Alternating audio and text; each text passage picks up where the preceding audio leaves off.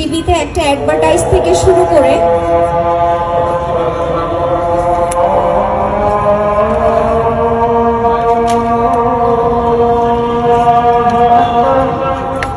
সামাজিক মাধ্যমে যেন ঝড় বইছে। দেখা যাচ্ছে ব্যারিস্টার জাইবা রহমানকে মানুষের সাথে এসে খুব সুন্দরভাবে মিশে যেতে।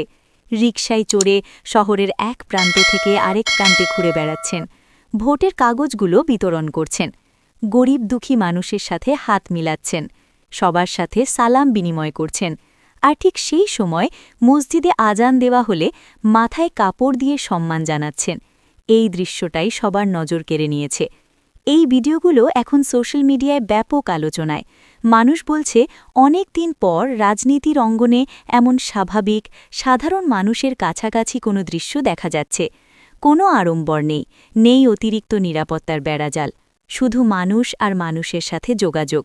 শহরের রাস্তায় রিকশায় চড়ে চলা, গলির মোড়ে থেমে সাধারণ মানুষের সাথে কথা বলা, কারো হাতে ভোটের কাগজ তুলে দেওয়া, এই দৃশ্যগুলো অনেকের মনে আলাদা একটা অনুভূতি তৈরি করেছে। অনেকেই বলছেন এই দৃশ্যগুলো যেন অতীতের স্মৃতি ফিরিয়ে আনে। একসময় রাজনৈতিক নেতাদের সাধারণ মানুষের কাতারে দাঁড়িয়ে কাজ করতে দেখা যেত। আজ সেই চিত্র নতুন প্রজন্মের হাত ধরে আবার সামনে আসছে।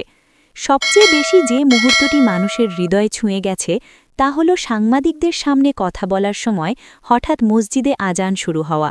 সেই মুহূর্তে থেমে গিয়ে মাথায় কাপড় দিয়ে আজানের প্রতি সম্মান জানানো এই ছোট্ট আচরণই বড় বার্তা দিয়ে গেছে।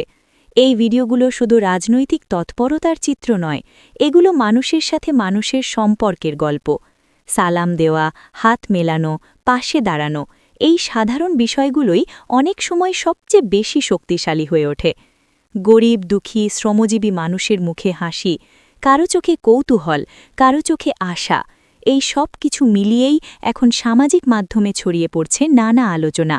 কেউ বলছেন এটি নতুন ধারার রাজনীতির ইঙ্গিত, কেউ বলছেন এটি মানুষের কাছাকাছি থাকার এক নীরব বার্তা। যাই হোক, এই মুহূর্তগুলো যে মানুষের মনে দাগ কেটেছে তা স্পষ্ট। শহরের ব্যস্ত রাস্তায় রিকশার ধীরে চলা চাকার শব্দে, আজানের পবিত্র ধ্বনির মাঝে এই ভিডিওগুলো এখন অনেকের কাছেই আলাদা করে নজর কেড়েছে। স্ক্রিপ্ট শেষের অংশ, কল টু অ্যাকশন, ইউটিউব। ভিডিওটি যদি আপনাদের ভালো লেগে থাকে তাহলে আমাদের চ্যানেলটি সাবস্ক্রাইব করে আমাদের পাশে থাকুন। এভাবেই বাস্তব ও গুরুত্বপূর্ণ মুহূর্তগুলো আপনাদের সামনে তুলে ধরতে আমরা সব সময় চেষ্টা করে যাব।